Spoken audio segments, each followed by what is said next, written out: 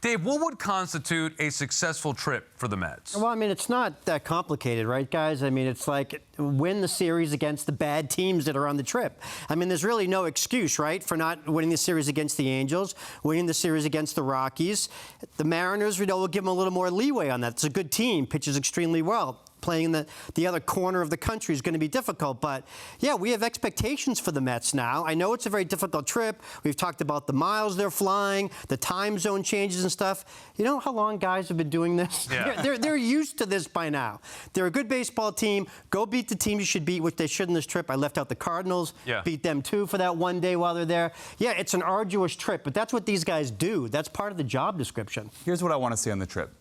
They play 10 games out there. I want to see 60 innings from their starting pitchers because that will tell me a lot. If the Mets are able to pitch, this isn't deep into games, I'm saying an average of 6 innings a game, that would answer a lot of questions that I have coming out of the trade deadline about this rotation, about the depth of the rotation, about maybe even a little bit of the ceiling in the rotation. Can Luis Severino and Sean Manaea, for example, be those guys? Look, I get it.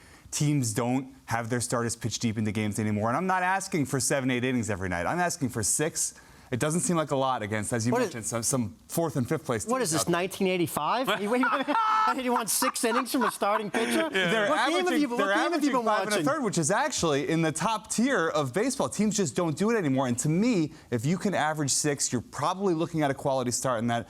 And you're not burning out your bullpen. I just think it does so much for a team to be able to do that. Yeah. Most teams don't do it for a 10-game stretch. The Mets certainly have, and I think it would go a long way for them. I think they need 6 and 4 here. Look, they're going to need pitching, whether it's starters, whether it's the bullpen, whether it's Brandon Nimmo waking up, Pete Alonso getting going. We'll get more on that a little bit later on. But I think 6 and 4 minimum here. You mentioned the travel. I think it's interesting, and we heard about this when the Mets got delayed in Miami. Oh, my goodness, what a great job by the Mets. How'd they ever play a baseball game and do it successfully after that long trip?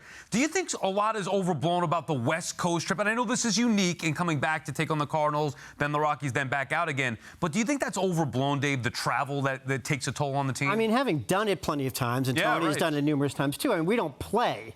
But, I mean, it does. I think it's the first day or two, maybe.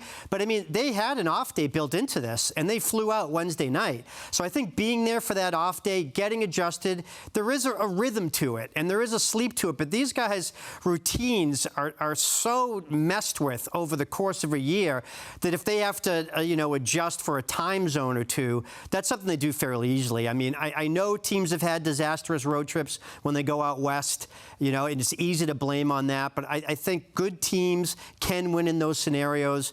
It does take a little extra work than sleeping in your own bed and going to Flushing. But, yeah, I mean, I think these guys are used to it. Let's not forget, the Mets credit a lot of this turnaround to those 2 games in London and how that springboarded them going forward.